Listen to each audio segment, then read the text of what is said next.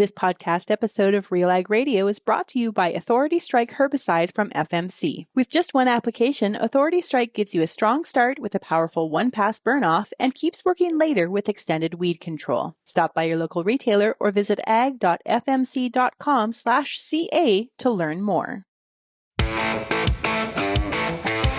It's time for RealAg Radio on Rural Radio Channel 147 on Sirius XM.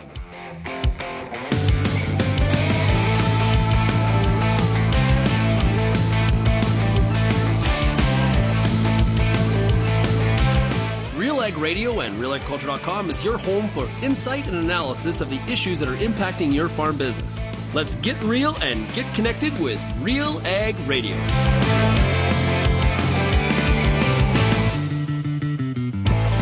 And welcome to RealAg Radio here on Rural Radio 147, Sirius XM. Shaun Haney, your host here on this Tuesday edition of the show. Thanks so much, everybody, for making RealAg Radio and Rural Radio 147 a big part of your workday. I hope you're having yourself a great one. Also, a big shout out to everybody, of course, listening out there on the RealAg Radio podcast as well. And the podcast downloads, like I've been talking about, I don't know what got into y'all, but you are downloading the podcast like crazy. Not just for this show, but across the entire Real Agriculture network. And we do appreciate that. We've got some great shows, Ruminating with Real Ag, The Agronomist, of course, RealAg Radio, Real Ag on the weekend.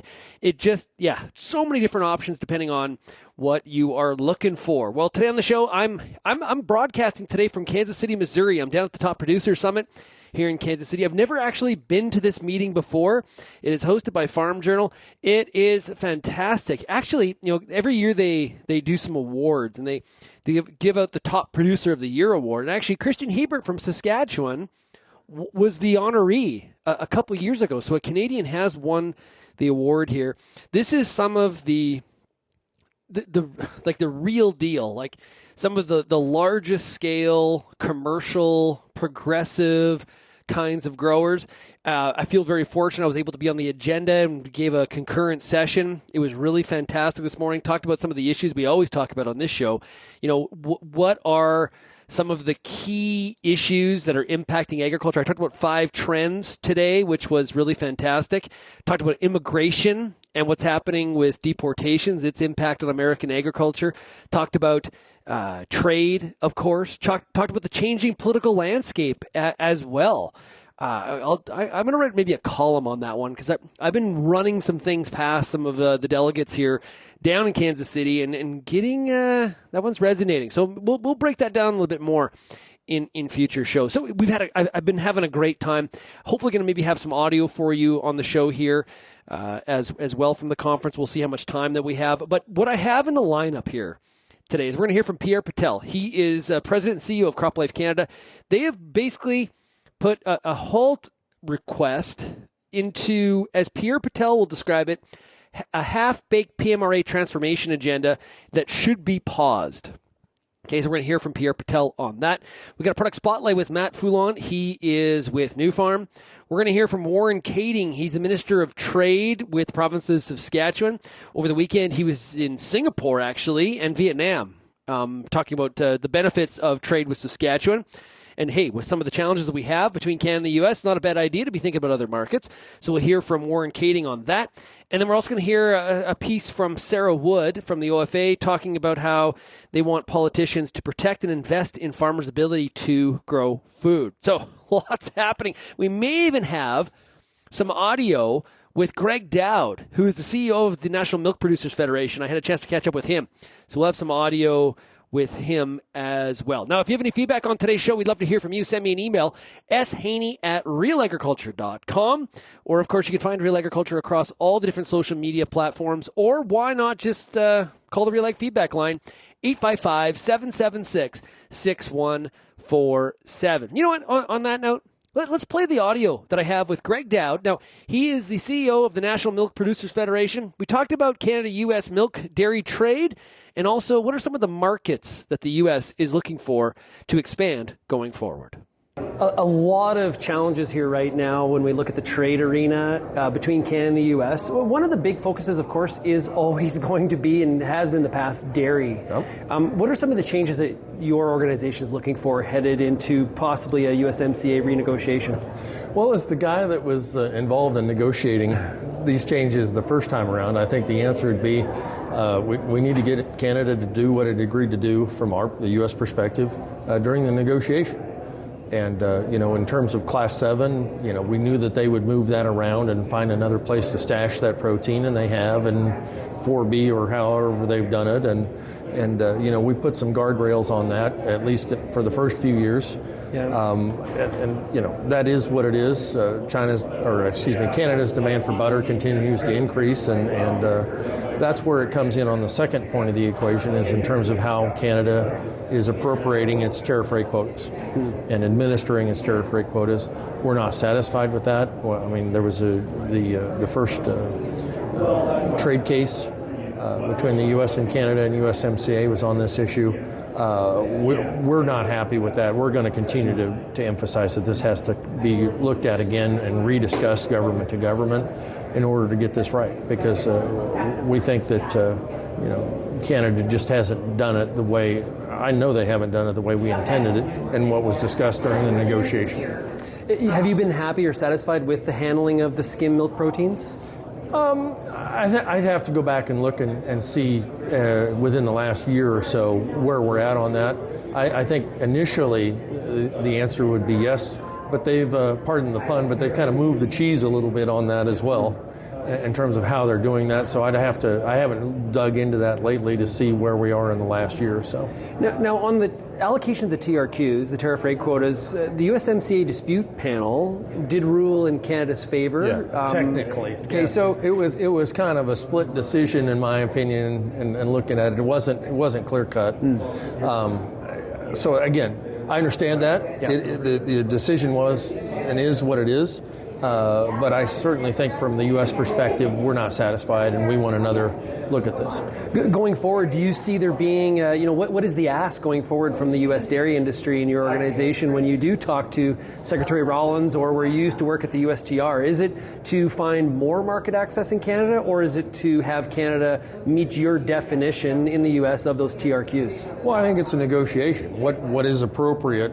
And that's part of what Ambassador Lighthizer and President Trump wanted was, when we go back to NAFTA and think about this, when we negotiated the original NAFTA, the internet didn't even exist. So what we added was a digital trade agreement. We've added new bells and whistles. Now, 5 or 6 years later, there are new things that have developed in the dairy market between the U.S. and Canada. Let's go back and take a fresh look at this and look at and negotiate what's an appropriate way to go forward between, two of the biggest trading partners in agriculture in the world. There's no animus here. What's a fair deal? Look at the rest of the world. What are the other big markets that the U.S. dairy industry is really looking to expand from an export perspective? So I think from our perspective right now, you look at a couple areas in the world, and number one, obviously, for all of us is China. And the biggest challenge that we have in dairy is that Chinese demand for all agricultural commodities, and especially on the protein side of the equation, has gotten soft. It's not what it was 5 years ago. Yeah. It's a function of how soft the Chinese economy is. And so what we've seen happen is, New Zealand, almost half of what they were producing was going into China in one form or another. Now that that's gotten soft, we have New Zealand product backing up into our markets here in the Western Hemisphere. Have you seen how much New Zealand butter is going into Mexico these days? This is a real challenge. And so, New Zealand's doing what it's doing because it has to export. It has no choice. And so how do you look at around the world with that softness in China, and how do we rejigger what we can from a dairy perspective and a U.S. agricultural perspective, given that Chinese softness? And the answer is, we see our opportunity continue to be Mexico. And on January 1 of this year is the first time now, because of CAFTA-DR that was negotiated, 15 years ago, we finally have a zero tariff for U.S. dairy in CAFTA and the Dominican Republic. And our market share in there, I'm not satisfied at all with our market. It's like 30%, a third, whatever it is, Shaun. It's terrible. Yeah.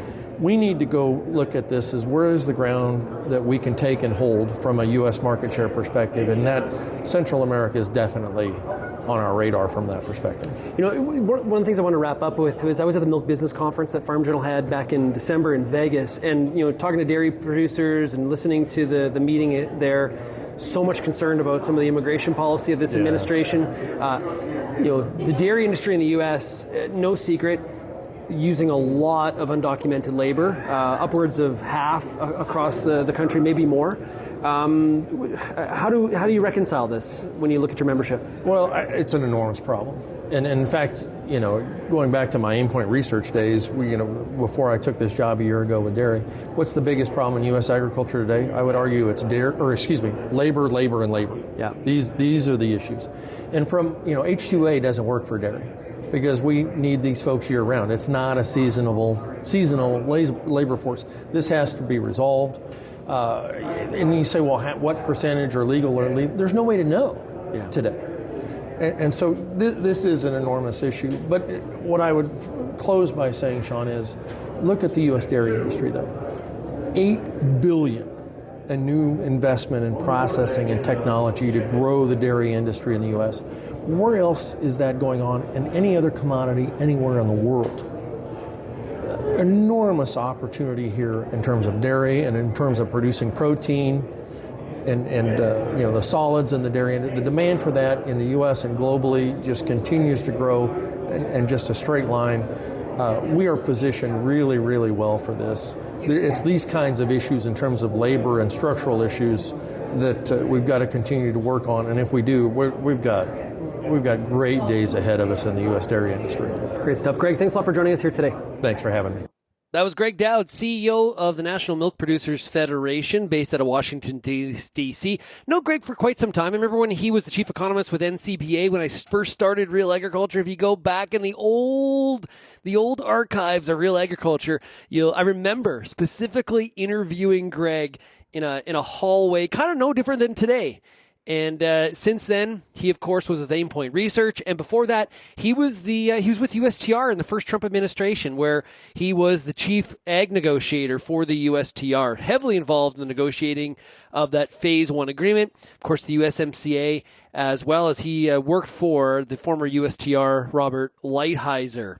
We're going to have more audio from the Top Producer Summit here on tomorrow's show, hoping to talk to Jim McCormick from agmarket.net, maybe Chip Flory from AgriTalk. We've also got some audio from Brooke Rollins, the new USDA secretary who is on stage. I've got some audio from her address. We got that and a whole bunch more. So tomorrow's show will be loaded here from the Top Producer Summit. Let's take a break. When we come back, we're going to hear from Pierre Petelle of CropLife Canada right after this.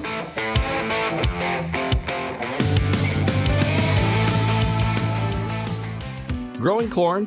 With Envita, you can cut your nitrogen and maintain yield, or maintain nitrogen and increase yield. Envita takes nitrogen from the air and turns it into nitrogen for your corn. It provides a right place, right time source of nitrogen to maximize your yield. Farmers who use Envita see healthier plants, bigger cobs, and less tipback. Envita is guaranteed to add more bushels to every treated acre. Start growing with Envita. Visit azotic.com to learn more. That's azotic.com.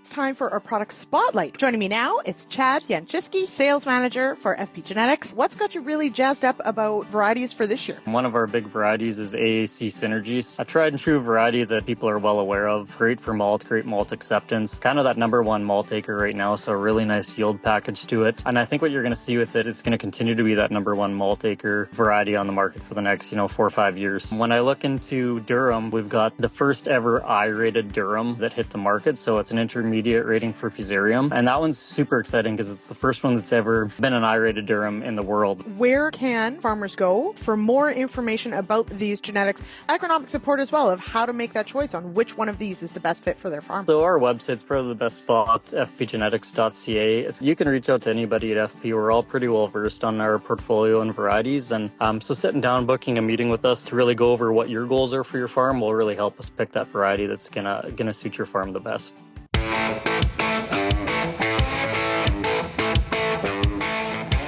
And welcome back to RealAg Radio here on Rural Radio 147 Sirius XM. This segment's brought to you by Alpine Liquid Fertilizers, your full-season crop fertility specialist from start to finish.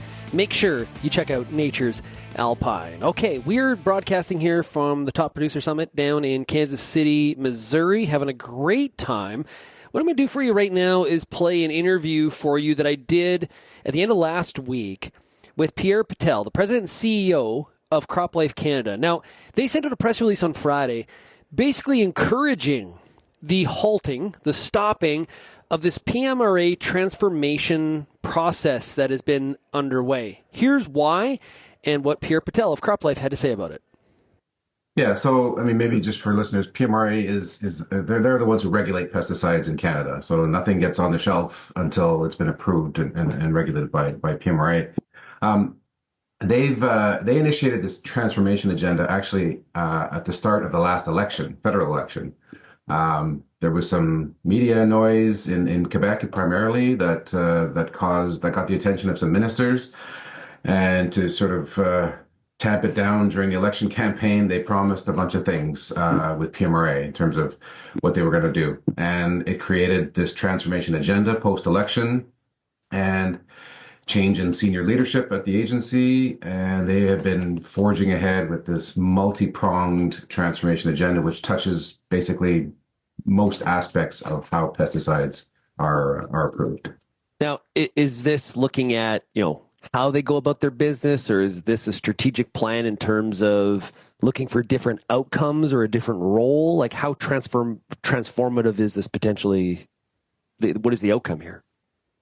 Okay, I don't want to be too flippant, Shaun, but it's really trying to respond to the anti-pesticide NGO agenda by exploring all different criticisms that they've made of how pesticides are regulated and trying to appease that push. That's my honest assessment of what's happening. I'm going to get to your concern here and some of the communication that CropLife Canada put out this week, but before I do that, is CropLife supportive of this process in general?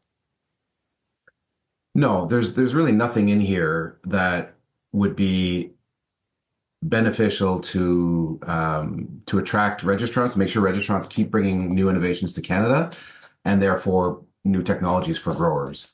There was a couple of things in there in terms of that might have been an efficiency gain if it had been implemented properly, but those few policy ideas are not going in the direction that we would have supported.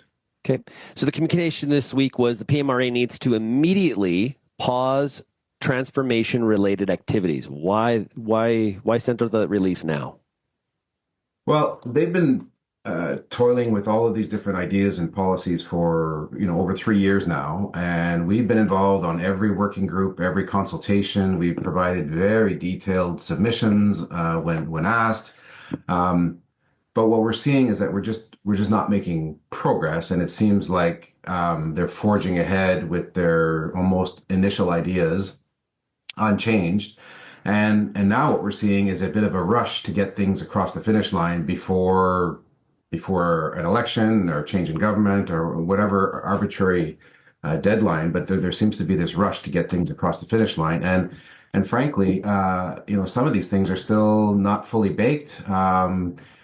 They haven't addressed many of our concerns, and in fact, we've participated on a few information sessions for all stakeholders, and they're not able to answer basic implementation questions. What will it mean for this? What will it mean for that? From small companies, large companies, our association, and those basic questions aren't being able to be answered, and so it kind of cements this notion that it's not ready. These things are not well thought out.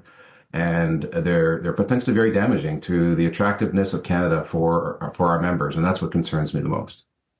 How does the pause of the transformation agenda at PMRA, how does that tie into some of the struggles or challenges Canada has right now with the current U.S. administration?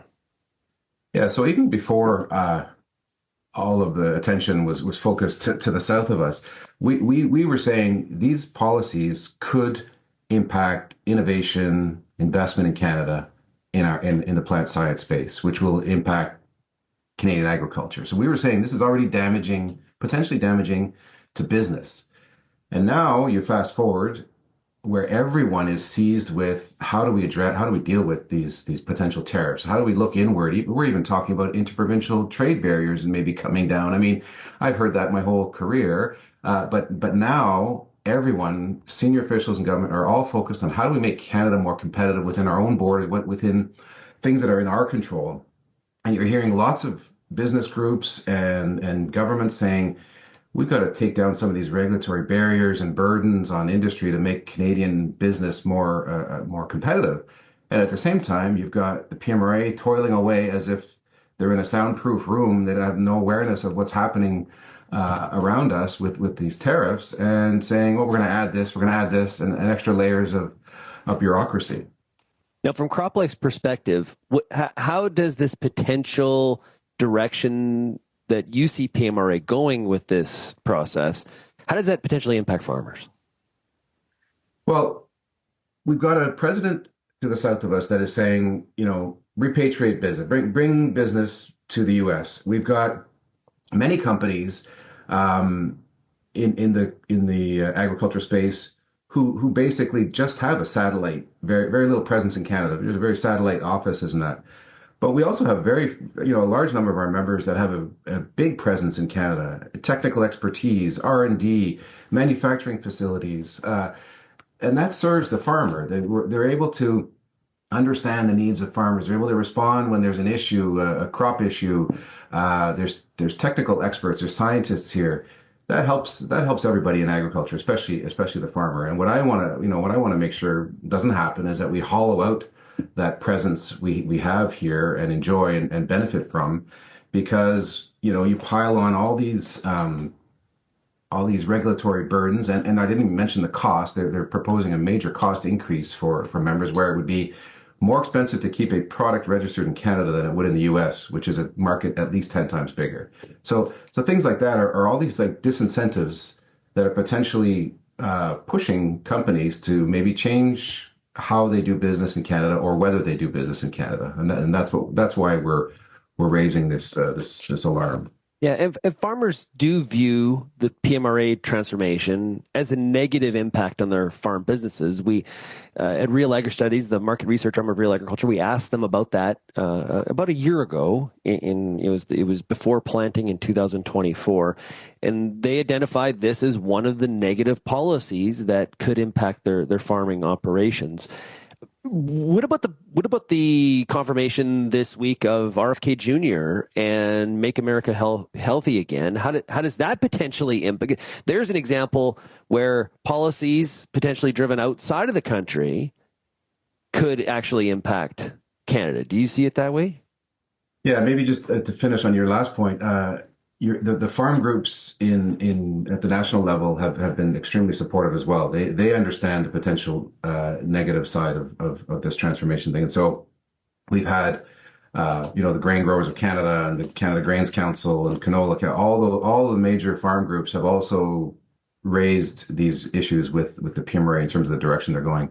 The RFK issue and some of the things he said about whether it's oil seeds or crop protection products, GMOs, is pretty troubling. I mean, I've talked to my counterpart at CropLife America, and that's really where their focus is going to be, trying to make sure that the agriculture industry down there is a counterpoint to maybe some of the ideas he might have down there, and so we'll support them however we can. But I think even in Canada, on the international stage, PMRA, Health Canada, the government of Canada, I think will have an even more prominent role to play if the U.S. is retracting from a lot of these international tables. A lot of eyes will be on Canada to sort of be that voice of science and risk-based approach. And I think we've got to get our house in order to make sure that we can do that credibly. I was just going to ask you, are we prepared for that responsibility? Are we, as Canada, ready to step up and take on that kind of a role? Well, that's a good question. I mean, I think the scientific capacity at PMRA, we don't bring into question, and we're always careful to say we're not. What we're talking about here is process and bureaucracy and red tape. We're not questioning the scientific capacity of the people who do the reviews. They're top-notch scientists, and we don't begrudge them one bit. So if we, the capacity is there to do that, to play that role on the international stage. The question is just whether there'll be the political will and whether Canada, the Canadian government, will see itself as having to play that role. Yeah, great stuff. Pierre, thanks a lot for joining us here today. Really appreciate it, and we'll follow up with you and talk to you again soon. Great. Thanks for the opportunity, Shaun. We've got that video posted at RealAgriculture.com. That is Pierre Petelle. He is president and CEO of CropLife Canada. I think right now, from a Canadian perspective, there's just so much focus. If there is anything out there that could potentially make us less competitive as a country, we better be really taking a look at it and stopping it, changing it. This is a world that the ground has shifted here, and this is one of the examples. Now, will we see the halting of this PMRA transformation? Well, we're going to see an election here at some point, which may change this whole direction that has been headed. But if PMRA is trying to essentially make this happen at a very, very fast manner prior to that, well, then probably the CropLife press release that went out last Friday is well timed and probably going to see some support from a lot of the farmers that are across the country. Send me your feedback, what you think of what you heard there from Pierre Petelle. You can send that email to shaney@realagriculture.com. For every acre, every row, every seed, precision wins every time. Only Seedmaster delivers unmatched accuracy for better yields and bigger profits. Seedmaster, driven by precision, leading the way in seeding innovation. We've got more coming up here on Real Ag Radio, Rural Radio 147, right after this. If you grow soy or edible beans in Ontario, you know that Sclerotinia white mold is no joke. Yield loss can be devastating, and timing fungicides can be complicated, but did you know there's a new seed treatment that can help mitigate yield loss? Start the year off with your best foot forward against disease. Ask your seed supplier or local Agrimark group to pre-treat your beans with Heads Up. Part of a complete white mold management plan, ask your seed dealer about Heads Up today or visit headsupst.com. Get all the information you need to keep your pulse crop healthy and profitable with the Pulse School on RealAgriculture.com. The Pulse School is a free YouTube video series covering agronomy, research, and more across a host of different pulse crops. It's also available as an audio podcast wherever you download or stream your favorite podcast. Check us out on YouTube or visit RealAgriculture.com. The Pulse School, brought to you by BSF Canada. Find everything you need for outstanding weed control in your wheat and barley from the cross-spectrum herbicide experts at Corteva. Corteva is proud to offer a wide selection of cross-spectrum herbicides for maximum convenience, effective resistance management, and customized control of your toughest grassy and broadleaf weeds. No matter what kind of weed challenges you're experiencing, we've got the right fit for your farm. Visit corteva.ca to learn more.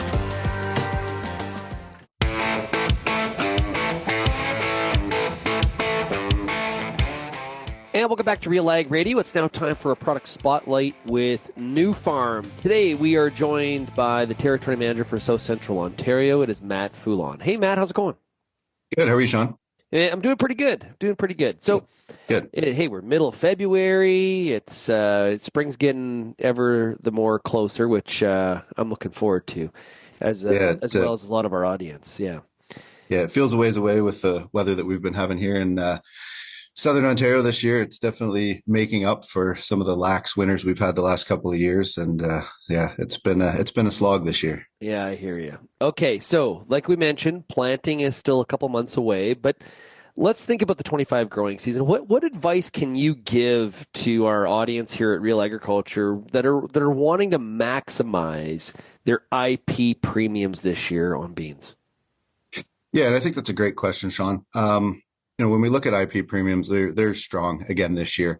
We've seen a few years of strong IP premiums, which have drawn a lot of attention to IP beans. The thing is, we've got to maximize that premium to really see the economic result from growing IP beans.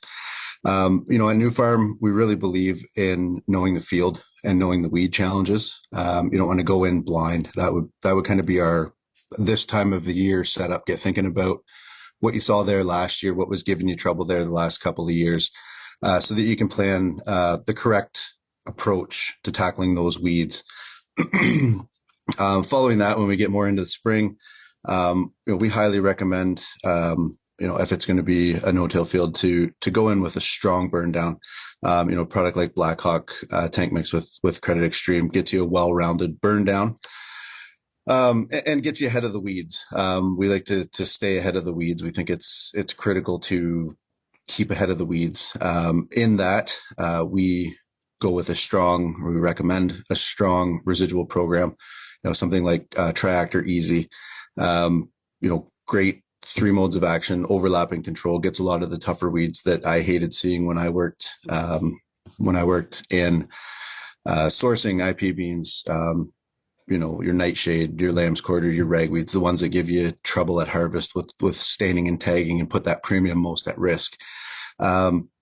Unfortunately, the best laid plans don't always work. So we do recommend having a backup plan, and that goes along with scouting the fields. There's no program out there that is bulletproof, spray and walk away. Mother Nature is involved in this game as much as we are, and she has the last word. So, you get a year where there's no rain, your chemical doesn't activate. What's your backup plan? You get a year where you spray your chemical on, you get 6-7 inches of rain. What's your backup plan? Yeah. It's going to degrade that chemical one way or the other, and got to have something in the back of your mind to go back in with. Yeah. You mentioned using TriActor Easy for IP soybeans. Tell us what makes TriActor Easy a great fit for this crop type. So like I said, it's got 3 modes of action. So it's bringing something different to the table with each mode of action. And then those modes of action overlap on some tougher weeds, which, you're tackling them 2, if not 3 different ways, which is a great approach. It's given you control of, fleabane, water hemp, which is slightly uncommon still in the area, but it's definitely coming. It's definitely a weed of concern. Unfortunately, it has shown up with resistance pre-built in. So having effective action on that weed is great. And as I mentioned before, the ragweeds, the nightshades, the lamb's quarters, the big weeds that are going to give you problems in your IPs, TriActor is strong on all of those weeds. Now, if farmer has any questions, because the audience has heard some of this information, that they may have some more to follow up on in regards to NuFarm's pre-emergent soybean portfolio or any of their other products. Where do they go? How do they find out more? Yeah, lots of ways to get more information on these products. Talk to your local retailer.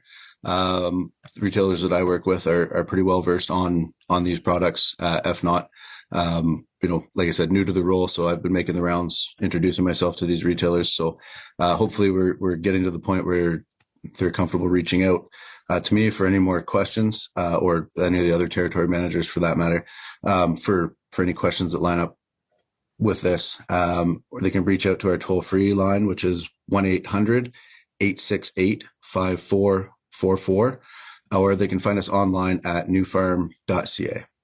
Great stuff. Hey, really appreciate it, Matt. Thanks so much, and we'll talk to you again soon. Hey, thanks, Shaun. Appreciate the time. Again, that website is NuFarm.ca, or talk to your local retailer. We'll be right back here on RealAg Radio, Rural Radio 147, right after this.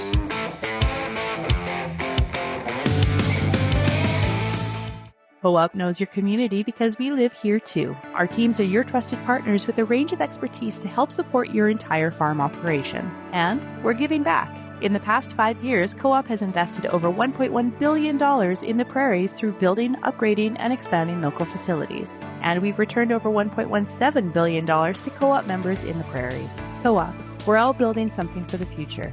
Here for your farm, here for your family.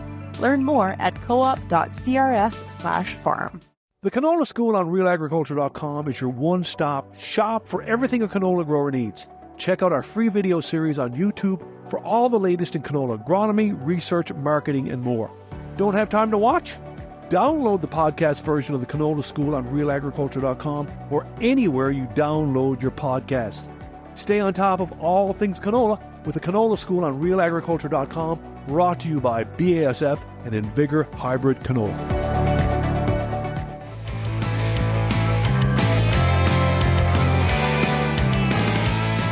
And welcome back to RealAg Radio, Rural Radio 147, Sirius XM. This segment's brought to you by Blackhawk EVO from NuFarm. Blackhawk EVO is the next evolution in pre-seed burn-down herbicides, powered by Duplazin. Blackhawk EVO delivers fast, flexible, and complete control of early germinating and winter annual broadleaf weeds. We're now going to hear an interview that I did with the Minister of Trade for the province of Saskatchewan. And, of course, we've talked a lot about the need for trade diversification in Canada, especially with some of the challenges that Canada has with the U.S. right now at this moment in time. So there's some trade missions happening. And one of those is Minister Kaeding going to Singapore and Vietnam. Now, him and I recorded this last Friday morning before he was off to Singapore. Here's my conversation with the Minister of Trade, Warren Kaeding. Hi, Shaun. Well, it's early in the morning, and so far, so good. Now, I believe you're off to Singapore later today. What's going on there? Correct. Going to Vietnam, Singapore. We've got a few trade shows where there's kind of introducing Canada to Singapore. We've got a number of meetings set up with industry groups, with ag groups. So just again, selling Saskatchewan to Vietnam and to Singapore and the related areas. Do you feel added pressure to add market access and improve trading relationship with some of these other countries, given what's happening between Canada and the U.S. right now? Well, it's interesting with Saskatchewan. I mean, we're very much export dominated province here. And we're probably the least dependent on the U.S. right now. So we have done a significant amount of work in developing these markets outside of the U.S. I mean, don't get me wrong. The U.S. is a very, very valuable partner to us and certainly really appreciate the integration that we've got. But we have 9 trade offices around the world right now and definitely doing a lot of work with them. And we need to continue that. As we say, it's pedal to the metal and just making sure that we're introducing Saskatchewan to every opportunity we can around the world. Yet, you look at some of the commodities, potash, canola, for example, very reliant on the U.S. market. We've been hearing about a real speed up in terms of potash shipments, for example, to the United States to get ahead of potential tariffs and the threat of them. Is that kind of trading activity something you've been hearing about from some of your constituents? Yes, we have. We've actually heard about other commodities, oats, flax, yellow mustard, getting into position in time.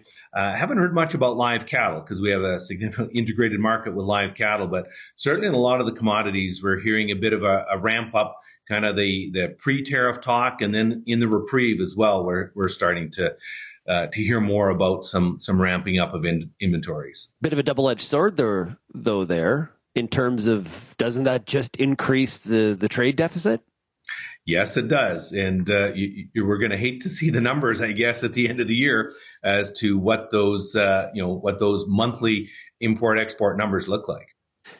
Okay, so this week we saw the premiers go to DC. I guess from your perspective as somebody that's focused in trade day in and day out for the province of Saskatchewan, what does the message, do you believe, need to be to some of our peers in the U.S.?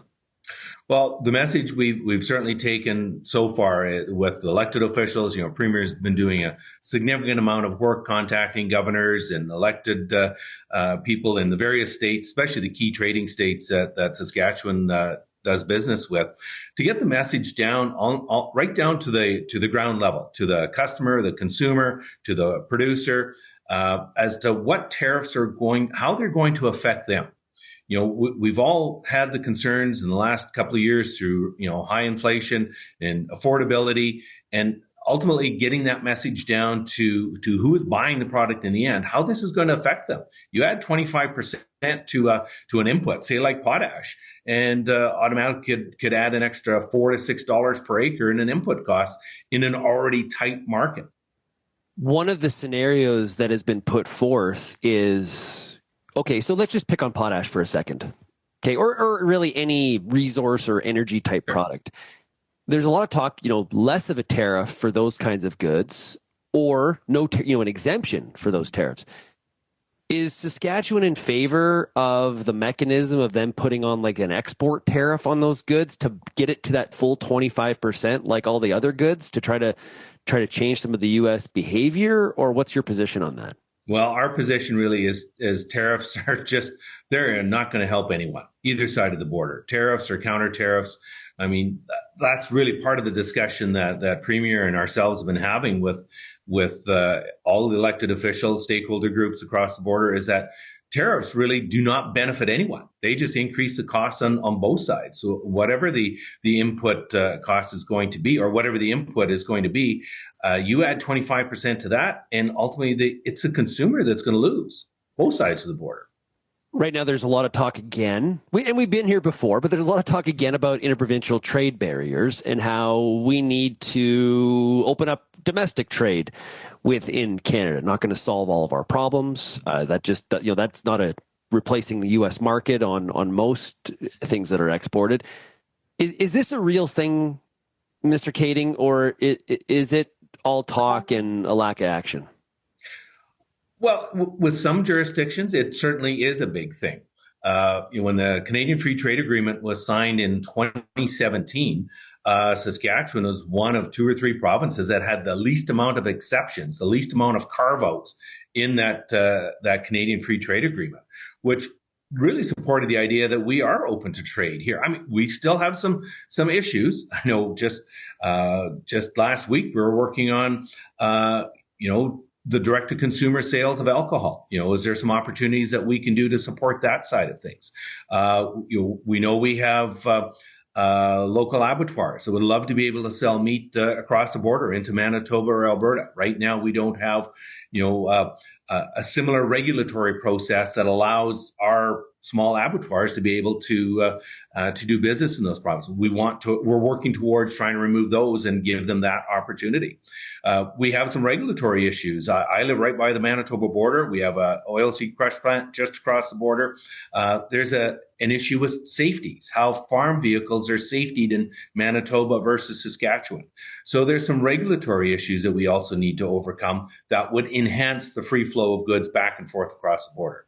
So there's a number of small issues, regulatory issues, as well as some bigger trade issues that, yes, we need to get in front of. But I'd say, Shaun, the biggest concern we've got is the federal government has the largest amount of exceptions by far.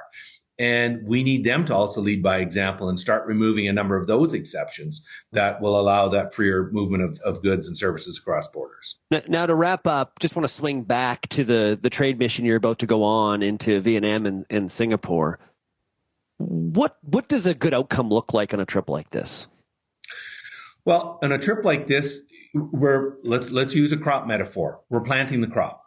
We are planting the seeds of trade in Vietnam and Singapore and the areas that they also, have relationships there.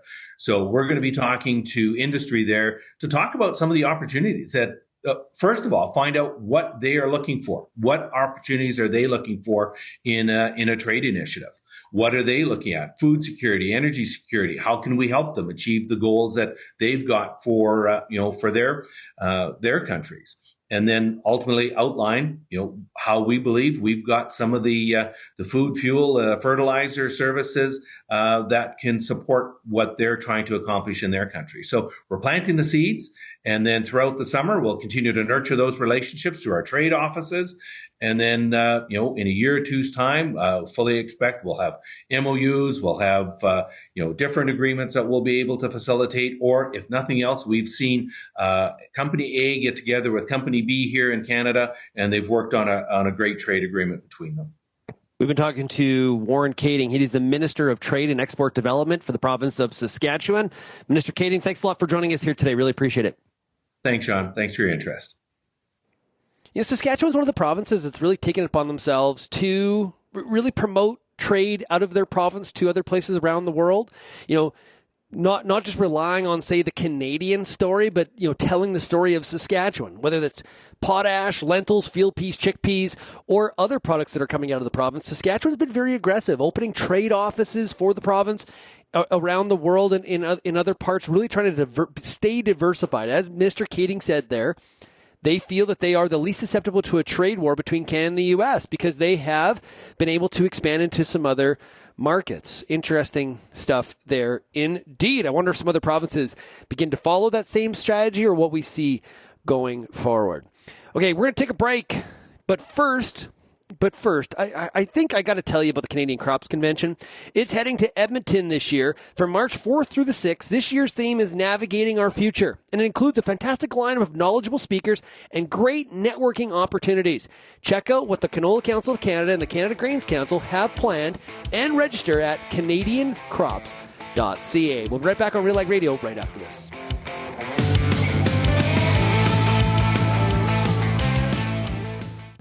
Lima Grain Cereal Seed brings you best-in-class performance for winter and spring wheat, including 12 national wheat yield contest winners in 2024. With the most extensive coaxium portfolio and over 15 top-performing varieties, Lima Grain delivers superior genetics to control grassy weeds when you need it, fall or spring.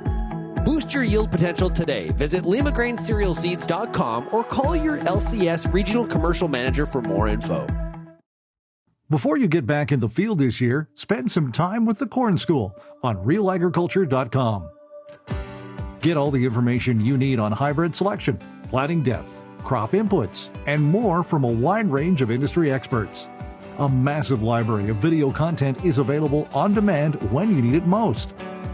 Spend your time outside of the field, inside the classroom, with the Corn School on RealAgriculture.com.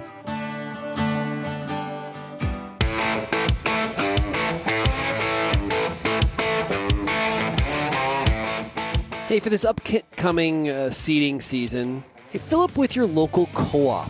Why not? With full tanks, you can avoid the rush and start your field work at the earliest moment possible. Plus, with the Spring Early Delivery Program, you can save time and free up cash flow, receive early on-farm delivery of high-quality fuels, and delay billing at participating co-ops. Talk to your local co-op fuel team member today to arrange for early on-farm delivery and ensure you are fueled up for seeding. Hi, I'm Bernard Tobin. Welcome to Real Agriculture. It is mid-February, and there is so much to talk about. We have the Daily Tariff Watch and what Donald Trump will do next. We have the race to replace Justin Trudeau as Prime Minister of Canada, and we have an election in Ontario. Premier Doug Ford says he needs a new mandate to defend the province against the Trump tariffs. A trade war will certainly impact agriculture and farmers in this province, but that's not the only issue that farmers want to see addressed in this campaign and over the next 4 years. To dig into the issues, I'm going to bring in my guest. She is Sara Wood, Vice President of the Ontario Federation of Agriculture. Hi, Sara. Hey, great to have you on Real Agriculture. Great to be here. Thanks for having me. Now, how's the cold and the snow in your part of the province? You are a chicken farmer from Mitchell, Ontario. Are the birds staying warm? The birds are warm. The barn is nice and warm. It's warm like the sunny south. We have lots of snow. I don't think I need the Let It Snow sign in my front porch anymore. I think I could put it away. My husband would be happy. Don't need to push snow anymore. Yeah, well, as I say, I'm sure we've got some more on the way, and as I say, and we've got lots to talk about. Let's kick this off where this all started, and that is with tariffs. Doug Ford has already taken up the fight. The other leaders, Bonnie Crombie, Merritt Stiles, Mike Schreiner, say it's no reason to have an election, but they're ready to fight. From your perspective, how challenging could these tariffs be for Ontario farmers? It's going to be a tough little while if tariffs come in. The first challenge is we don't know what's going to happen or when it's going to happen. So the uncertainty is starting to be seen. Farmers are holding off on purchasing equipment, or they're rushing to purchase equipment because they don't know when the tariffs are coming. The other challenge we're seeing is that 60% of our beef and pork is processed in the States. So our farmers are going to feel the hit as it gets sent across the board for processing, and our consumers going to feel the hit when we import it back because of that value added. The other challenge is that we're seeing in the greenhouse vegetable sector is that they ship to the States over 90% of what they produce. And some of those contracts are starting to be canceled or put on pause because the processors in the States don't know what's going to happen and the farmers here in Ontario don't know what's going to happen. And so one of the big challenges we're going to see is that when ag is struggling, so do rural communities, and the consumer struggles at the grocery store because they don't know. Yeah, so many moving parts here. Let's talk some OFA priorities for the election. For your organization, the focus is not just on farming. There's a large food component and rural development issues. Tell me how these come together. So that comes with the strong communities and strong ag. And so we have asked for local food and agribusiness support. We want to make sure that local food and farm production is top of mind for those candidates, making sure that we can produce safe, affordable food for the consumer in Ontario, and that local focus comes back to it. By spending $10 extra on local produce, that's $2.4 billion in annual GDP increase. We're already the largest GDP producer in the province of Ontario, over $50 billion. But that extra $2.4 billion would add over 10,000 jobs. That's huge. That's huge for our rural economies. That's huge for taxes. And that all just compounds because there's jobs so that they spend local. Yeah. Let's talk about some other priorities. How about farmland preservation? Farmland, a finite resource. Only 5% of this province is arable land. You point that out in some releases here from OFA. And it's getting gobbled up at an alarming rate. What's OFA's position here? And what do you want to hear from the candidates? Our biggest position is we're not crazy to think that there's not going to be land loss. We have land loss with development so that agriculture can continue to grow. But we want to preserve farmland by containing urban sprawl, making sure that we're intensifying and we're rezoning those areas that had large lots that maybe aren't being used. Can we intensify and put more houses in those large lots? It is easier to go up when we think of infrastructure underneath. We're losing over 319 acres of arable land a day. And so if we took all that land loss and put it in Perth County where I live, the whole county would be paved over in less than 5 years. That's scary. We're sitting in a food hub. And as we go into these tariff talks and we go into elections, one thing to remember is food sovereignty. We saw during COVID the challenges people had with accessing food, and we want to make sure that as agriculture, we can continue to produce food so that we are a food sovereign, safe country. Hey, now the OFA stood pretty firm on Bill 97. That was Doug Ford's bill to carve out severances on farmland. You also pushed back on his development plans for the Greenbelt expansion. How do we assess the Premier's commitment to land preservation here?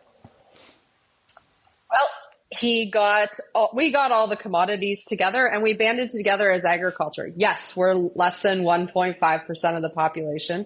But Doug did listen, and his minister at that time, Minister Thompson, listened to us, and they ended that. They put a pause on that because those severances would have limited how much farmland could grow in the future. So could we grow and build new barns? Could we expand so that we could produce more food for our fellow citizens? Yeah. So he listened, which is all we can ask for. We covered a lot of ground here today on the program. Tomorrow will be fully packed as well from the Top Producer Summit here in Kansas City, Missouri. If you have any feedback on today's show, you can send me an email, shaney@realagriculture.com. You can also call the RealAg feedback line, 855-776-6147. After a full day of doing interviews and talking to people, I'm looking forward to a nice night out, having supper with my wife down here in Kansas City. Thank you so much for getting real and getting connected with RealAg Radio, and we'll chat again tomorrow. Cheers, everybody. Thank you for downloading this RealAg Radio podcast episode brought to you by Authority Strike herbicide from FMC. Tackle tough weeds like kochia, cleavers, Russian thistle, and pigweed with the dual power of 2 Group 14 modes of action. Visit your local retailer today or visit ag.fmc.com/ca to find out more.